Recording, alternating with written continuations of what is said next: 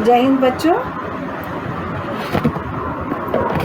आज मैं आपको हिंदी की कक्षा में यशपाल जी का लिखा हुआ पाठ लखनवी अंदाज पढ़ाने जा रही हूँ। इस पाठ में लेखक ने बताया है कि जो नवाबी लोग होते हैं वो झूठी शान शौकत में रहते हैं और बाहरी दिखावा करते हैं।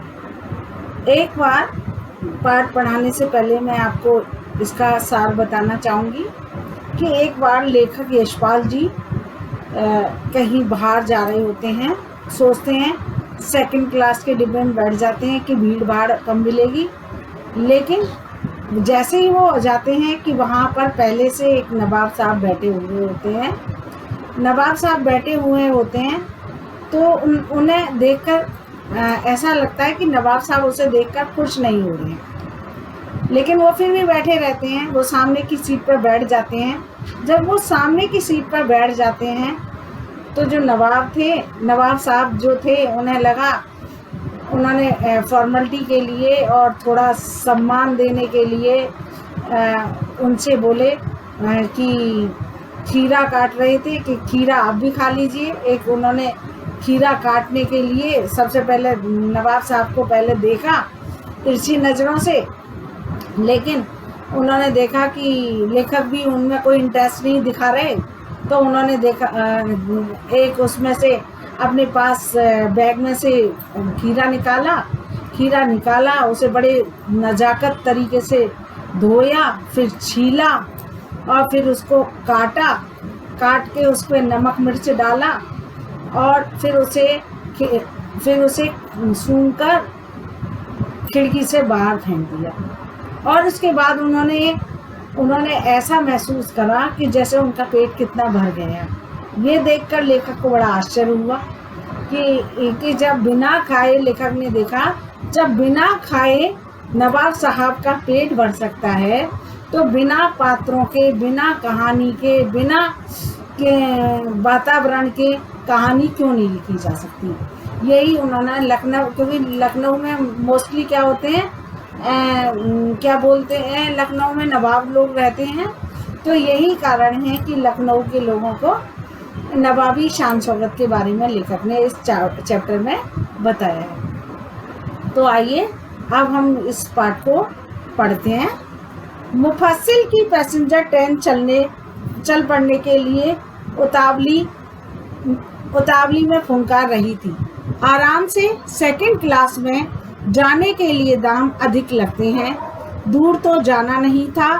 भीड़ से बचकर एकांत में नई कहानी के संबंध में सोच सकने और खिड़की से प्राकृतिक दृश्य देख सकने के लिए टिकट सेकंड क्लास का ही ले लिया। यानी जो यात्री गाड़ी, मुफस्सिल कहते हैं यात्री पैसेंजर गाड़ी जब चलने के लिए तैयार थी, और लेखक ने सोचा, क्योंकि आपने देखा होगा कि जो थर्ड क्लास जो डिब्बा होता है उसमें कितनी भीड़ लगी होती है, चढ़ना भी मुश्किल होता है, लेकिन लेखक ने सोचा कि अच्छा है कि हम लोग आराम से और बैठने के लिए जगह मिल जाएगी, इसलिए उन्होंने सेकंड क्लास का डिब्बा लिया। दूसरे, जब बैठने को जगह मिलेगी तो प्राकृतिक सौंदर्य को भी वो देख सकते हैं खिड़की में से देखकर।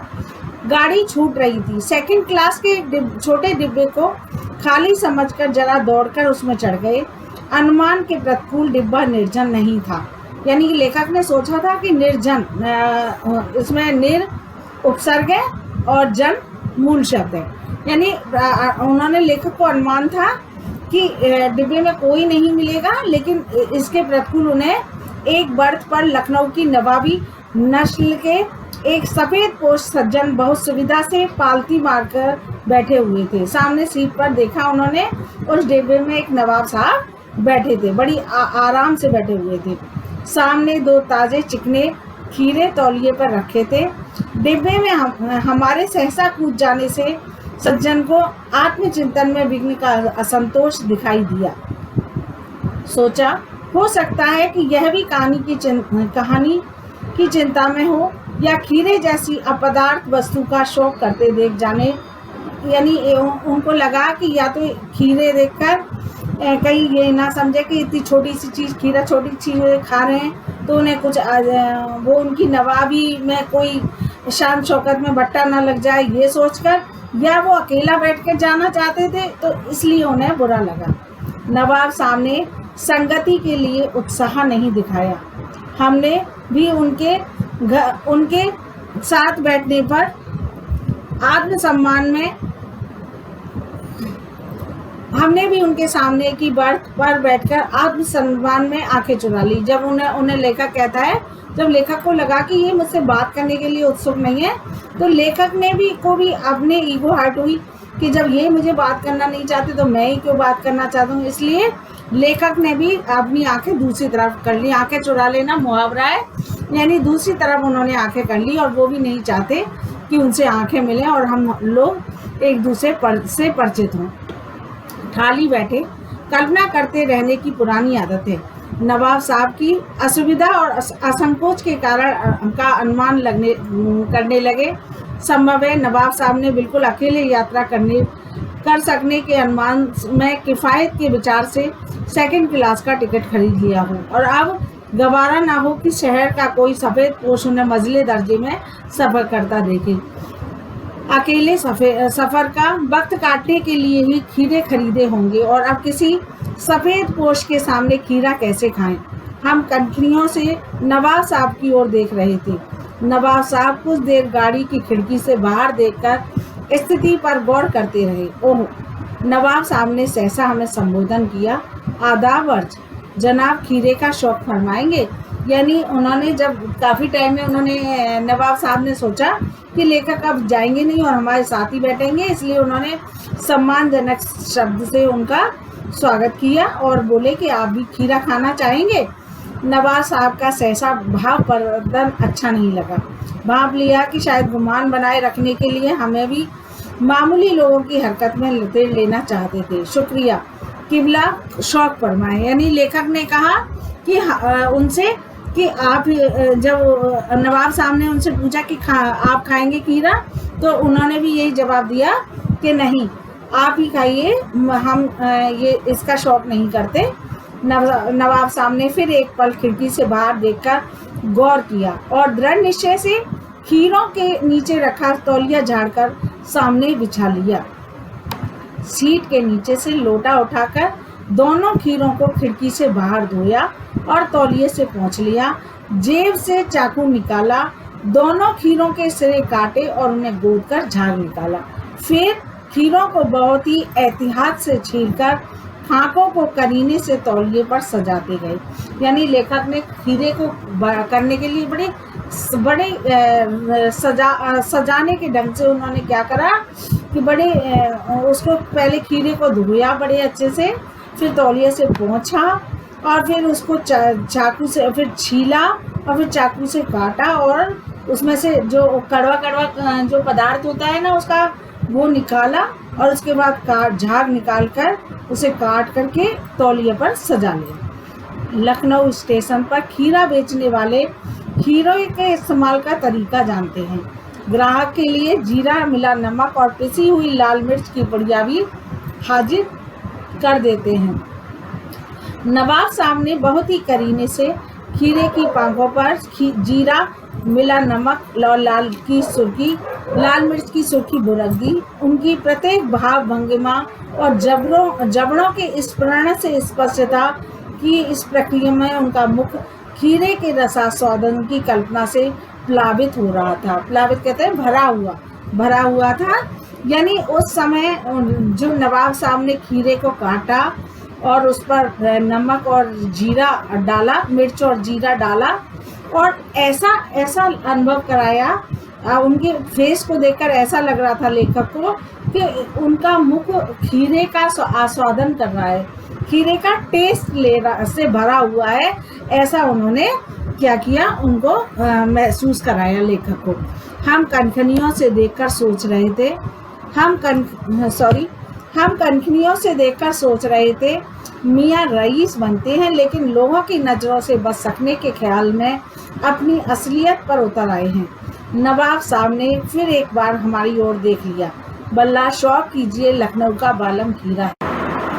हम कनखियों से देखकर सोच रहे थे मियाँ रईस बनते हैं, लेकिन लोगों की नज़रों से बच सकने के ख्याल में अपनी असलियत पर उतर आए हैं। लेखक सोचता है, जैसे हमें लगता है ना, अरे बनता तो रईस है अपने आप को, लेकिन है जो इसके जो करने के जो ढंग हैं वो कैसे हैं, रईसों जैसे नहीं नज़र आते। तो ऐसे लेखक को लगा कि देखने में तो रईस लग रहा था, लेकिन इसके जो कारनामे वो रईसों जैसे नहीं, इसीलिए लग रहा है ये हमसे बचना चाहता है। नवाब साहब ने फिर एक बार हमारी ओर देख लिया। बल्ला शौक कीजिए, लखनऊ का बालम खीरा है। एक बार फिर लेखक से उसने कहा नवाब साहब ने कि ये लखनऊ का बालम खीरा है, इसे आप भी शौक कीजिए, यानी आप भी खाइए।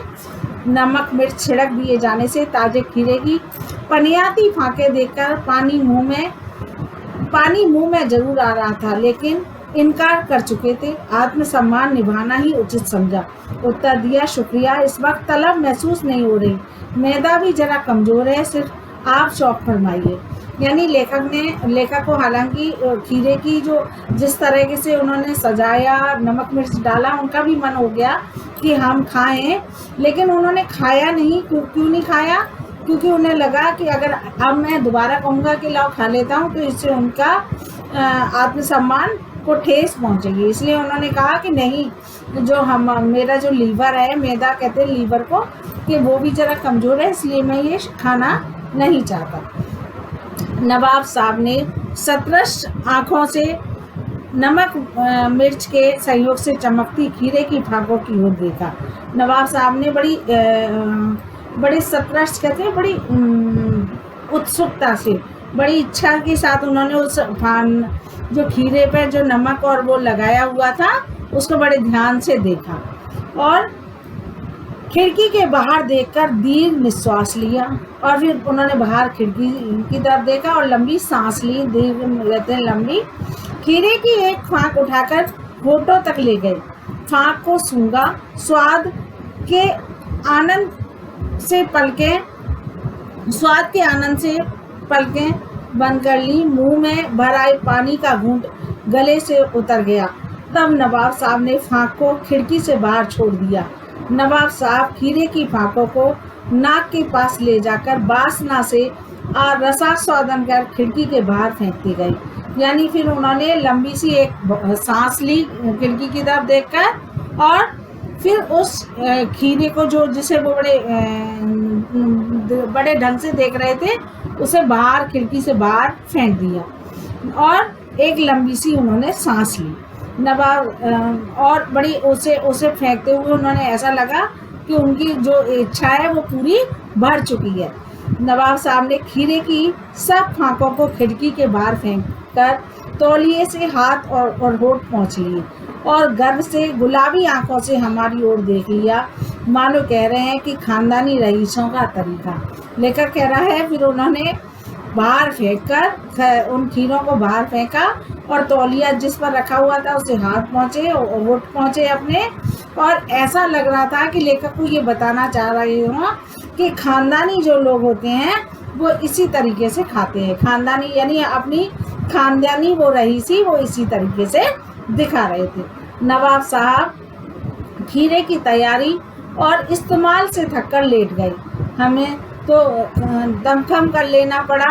यह है खानदानी तहजीब, नफाजत और नजाकत। लेखक को लगा कि उन्होंने कहा कि जब इतनी सारा काम किया नवाब साहब ने और वो थक गए, यानी उन्होंने पहले धोया खीरे को, फिर उसे छीला, उसमें से उसका कड़वापन हटाया, फिर उसे काटा और फिर उस पर नमक मिर्च डाला और उसके बाद उन्होंने फेंक दिया।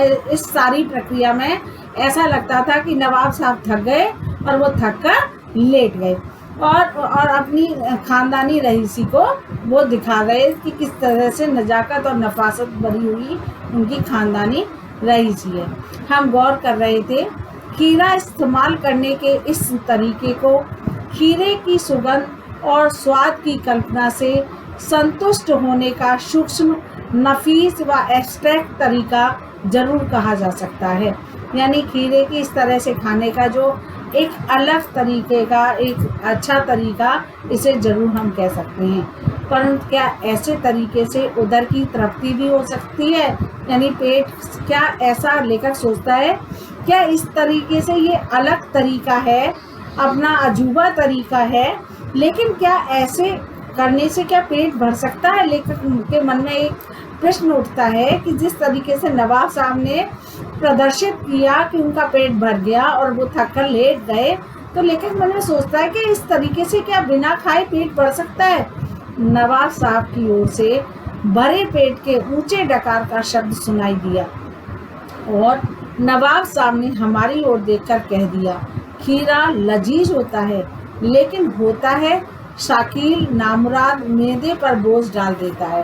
कहते हैं कि बहुत ही लजीज यानी बहुत खाने में स्वादिष्ट होता है, लेकिन फिर भी अमाशय पर ये जोर डाल देता है। कहने का तात्पर्य वो ये बताना चाहते थे कि उन्हें खाकर ऐसा महसूस हो रहा है कि उनके अमाशय में भी जोर पड़ गया। ज्ञान चक्षु खुल गए, पहचाना ये है नई कहानी के लेखक। खीरे की सुगंध और स्वाद की कल्पना से पेट भर जाने की का डकार है, तो बिना विचार घटना और पात्रों के लेखक की इच्छा मात्र से नई कहानी नहीं बन सकती। लेखक के ज्ञान यानी लेखक के जो जिस कहानी को लिखने के लिए, कहानी में विचार पैदा करने के लिए लेखक उस यात्रा कर रहा था, तो उसे अपनी कहानी का क्या कथानक मिल गया कि उन्होंने कहा कि जब बिना खाए अगर नवाब साहब का पेट भर सकता है, तो मुझे, क्योंकि हमारा ये सोचना होता है कि कहानी लिखने के लिए कोई घटना होनी चाहिए या विचार होने चाहिए या कोई पात्र होना चाहिए जिसकी कहानी हम लिखते हैं। तो वो कहते हैं, जब लेखक कहता है कि जब नवाब साहब का बिना खाए और पेट भर सकता है, तो मैं क्यों बिना विचार घटना और पात्रों के कहानी क्यों नहीं ले सकता। यानी उनका कहने का मतलब ये है कि इस तरह के से भी कहानी को लिखा जा सकता है। उम्मीद है आपको ये चैप्टर समझ आया होगा। अब हम इसके क्वेश्चन आंसर्स को देखते हैं। क्वेश्चन आंसर्स में देखते हैं बेटा, लेखक को नवाब साहब के किन हाव भावों से महसूस हुआ कि वे उनसे बातचीत करने के लिए तनिक भी उत्सुक नहीं है। इम्पोर्टेंट क्वेश्चन भी है कि लेखक को नवाब साहब के इन हाव भावों से पता चला कि जैसे ही लेखक ने एंटर किया ट्रेन में, तो उन्होंने उनसे बात करने के लिए उत्सुकता नहीं दिखाई, बल्कि इधर उधर आंखें फेरने लगे। इससे लगा कि वो उनसे बातचीत करने में बिल्कुल भी उत्सुक नहीं है। सेकंड क्वेश्चन है हमारा, नवाब साहब ने बहुत ही यत्न से खीरा काटा, नमक मिर्च बुरका और अनंतः सूंघकर ही खिड़की से बाहर फेंक दिया। उन्होंने ऐसा क्यों किया होगा? उनका ऐसा करना उनके कैसे स्वभाव को इंगित करता है? उन्होंने, नवाब साहब ने बड़े यत्न से खीरे को काटा, नमक मिर्च डाला और खिड़की से फेंक दिया। उन्होंने ऐसा इसलिए किया कि वो अपनी नवाबी शान शौकत दिखाना लेखक को चाहते थे, और ऐसा लगता है उनकी ये हरकत उनके सनकी दिमाग को बता रही हो कि जैसे पागलपन का एक दौरा नहीं पड़ता कि इस तरीके से फालतू में दिखावा की प्रवृत्ति को वो दर्शाती है कि वो केवल दिखावा करना चाहते थे। बिना विचार घटना और पात्रों के भी क्या कहानी लिखी जा सकती है? यशपाल के इस विचार से आप कहाँ तक सहमत हैं? लेखक कहना चाहता है कि जब बिना विचार घटना और पात्रों के भी क्या कहानी लिखी जा सकती है, तो लेखक का आपके विचार से, लेखक पूछा वैल्यू बेस्ड है कि आप कहाँ तक सहमत, लेकिन लेखक का कहना ये ठीक है कि बिना विचार घटना और पात्रों के भी, लेकिन हमारी दृष्टि में ये उचित नहीं है, क्योंकि जब पात्र नहीं होंगे, जब घटना नहीं होंगे, तो पात्र नहीं होंगे, जब पात्र नहीं होंगे तो भाव नहीं पैदा होंगे, जब भाव नहीं होंगे तो कहानी में इमोशंस नहीं होंगे। तो इसलिए हमारे विचार से बिना विचार घटना और पात्रों की कहानी लिखना संभव नहीं। आप इस निबंध को, अगला क्वेश्चन है, आप इस निबंध को क्या नाम देना चाहेंगे? यानी इस जो कहानी है लखनवी अंदाज के अलावा हम और क्या नाम दे सकते हैं। वैसे आप अपनी मर्जी से भी लिख सकते हो, लेकिन मेरी दृष्टि में ऐसे सामंती वर्ग में होते हैं जो रईसी समाजवादी उसमें बोलते हैं कि जो सामंती वर्ग की बनावटी शैली हम नाम दे सकते हैं इस निबंध को, कि जो केवल झूठी शान शौकत पर ही जीते हैं और लोगों को अपनी झूठी शान को दिखाते हैं। तो यानी कहने का तात्पर्य यह है कि कहानी को हम इस निबंध को हम इसको दूसरा भी नाम दे सकते हैं। अगला क्वेश्चन है हमारा, नवाब साहब द्वारा खीरा खाने की तैयारी करने का एक चित्र प्रस्तुत किया गया है। इस पूरी प्रक्रिया को अपने शब्दों में व्यक्त कीजिए। इसे कि सबसे पहले यानी इस क्वेश्चन को बड़े ढंग से आप अपने मन से कहानी की तरह लिखते हैं। सबसे पहले नवाब साहब ने खीरे को उससे तौलिए पे निकाला, फिर उसे पानी से लोटे के पानी से धोया खिड़की से बाहर, फिर उसे पोंछा तौलिया से, फिर उसको काट के उसका कड़वापन निकाला, झाग निकाले, इसके बाद उसे छीला, फिर उसे काटा, उसके बाद उस पर नमक मिर्च डाला, जीरा डाला और फिर खाने का आस्वादन जैसे उन्होंने नाटक किया। इस तरह से उन्होंने पूरी प्रक्रिया को बयान किया। अगला है, किन किन चीज़ों के रसास्वादन करने के लिए आप किस प्रकार की तैयारी कर सकते हैं। आप ये क्वेश्चन लिखने की ज़रूरत नहीं है, इसलिए इसे नहीं करना है।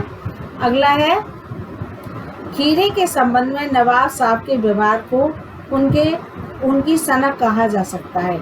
आपने नवाबों की और भी सनकों को और शौक के बारे में पढ़ा होगा, किसी एक के बारे में लिखिए, ये भी लिखने की ज़रूरत नहीं है। अगला है, मोस्ट इम्पोर्टेंट क्वेश्चन है, क्या सनक का कोई सकारात्मक रूप हो सकता है? यदि हाँ तो ऐसी सनकों का उल्लेख कीजिए। इम्पोर्टेंट क्वेश्चन है कि सनक का ऐसा नहीं है कि सनक जो होती है नकारात्मक ही होती है, सकारात्मक भी होती है।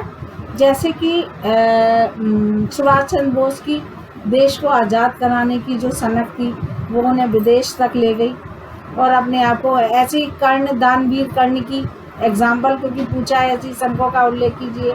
दानवीर कर्ण की सनक कि उन्होंने अपना सब कुछ दान कर दिया, अपने यहाँ तक कि अपने प्राण भी उनके इस चक्कर में चले गए। तो यानी ऐसे लोग भी हैं, इसलिए उन्हें सनक को सकारात्मक सनक ही कह सकते हैं, जो उनकी दानवीरता और देश प्रेम को दर्शाते हैं। तो बच्चों मैं इसके क्वेश्चन आंसर्स और की PDF भेजूंगी, आप क्वेश्चन आंसर्स करेंगे, साथ ही साथ करते जाएंगे। वैसे भी बेटा अब जो मैं आपको सिलेबस भेज रही हूँ अब मैं चेंज करके भेजूंगी, क्योंकि CBSE से काफ़ी कट हो गया है, तो वैसे भी आपके चैप्टर्स काफ़ी कम हो गए हैं। तो इसलिए आप उन चैप्टर्स को जो भी आपको कराए जाएँ उन्हें ढंग से याद करेंगे, ताकि जब पेपर हो तो आपको प्रॉब्लम ना हो। बाकी अगर कुछ चेंज होगा तो मैं उस सिलेबस की भी आपको PDF बना दूंगी कि PT1 में ये आना है, PT2, क्योंकि कुछ चेंज भी हो सकता है कि क्योंकि काफ़ी चैप्टर्स हमारे कट हो गए हैं, तो इसलिए उन चैप्टर्स का भी आप ध्यान रखेंगे। ओके, जय हिंद बच्चों।